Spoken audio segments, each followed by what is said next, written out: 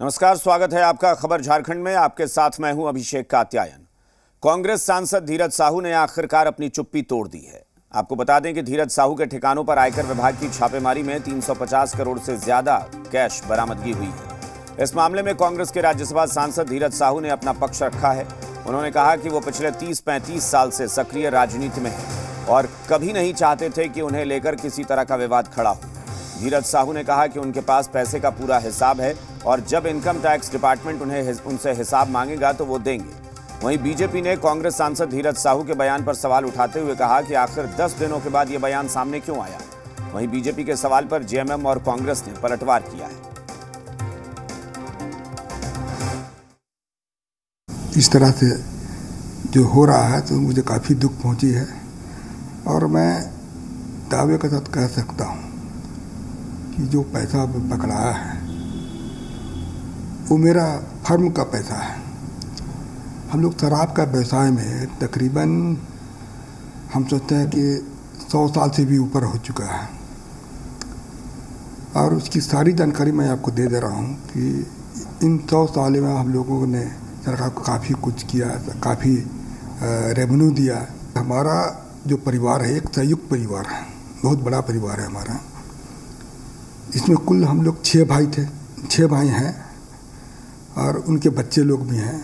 आज बच्चे लोग सब व्यवसाय से जुड़े हुए हैं और हमारा 100 साल से भी ऊपर का जो कंपनी है या फिर ये पुराना ये बिजनेस है।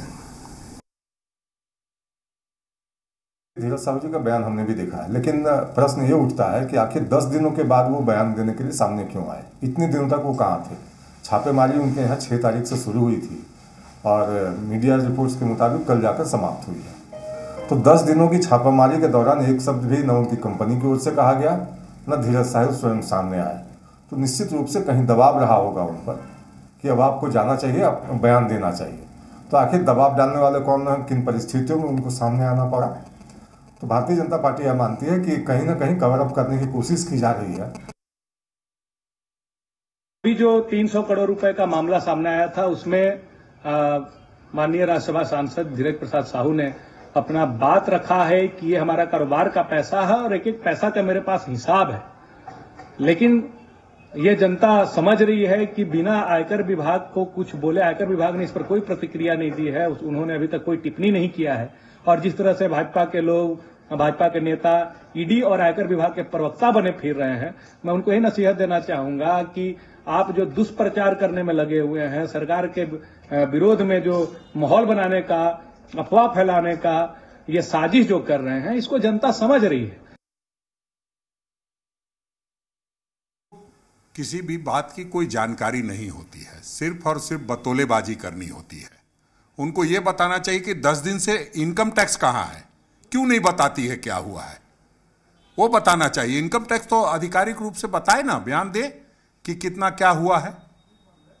तो इस तरह की हल्की बातें करके अपनी मर्यादा को तार तार नहीं करें। मैं तो यही कहूँगा कि पहले सारी बातों को समझिए और इनकम टैक्स को बोलिए बयान देने के लिए।